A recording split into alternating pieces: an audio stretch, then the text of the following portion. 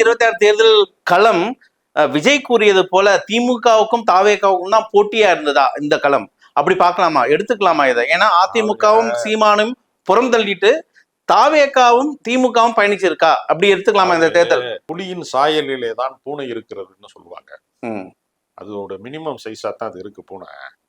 அது புலி குடும்பத்தினுடைய ஒரு ஒரு பகுதி தான் அது என்று விலங்கியல் ஆய்வாளர்கள் கூட சொல்லுவாங்க. நீங்க அந்த சாயல்ல இருக்கிறதுனால இந்த புலியை விரட்டி அடித்து விடுமா இந்த பூனை அப்படின்னு சொன்னீங்கன்னு வச்சுக்கோங்களேன், அது எவ்வளவு நகைச்சுவைக்குரியது. பூனையும் புலியும் சமமாயிருச்சுன்னு சொல்றது மாதிரிதான் தாவேகாவும் திமுகவும். திமுக பெரிய கட்டமைப்பு இருக்கிற கட்சி.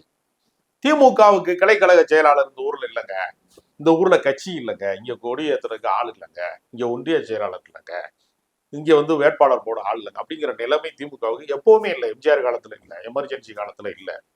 வேட்டையாடப்பட்ட அதிகார வர்க்கத்தால் வேட்டையாடப்பட்ட எமர்ஜென்சி காலத்துல கூட நான் திமுக காரன்னு சொல்றதுக்கு தில்லா சொல்றதுக்கான ஆளுக இருந்தான் எப்பவுமே.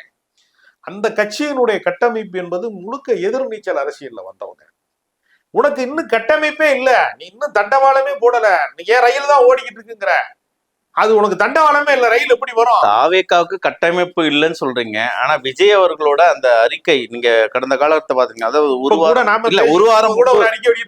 வாரம் முன்பு பாத்தீங்கன்னா, புதுச்சேரியில் பதிவான 90% வாக்குப்பதிவு போல தமிழ்நாட்டில் நிகழ்ந்தால் ஆட்சி நமதுதான், தாவேகா தான் ஆட்சி ஆளுது.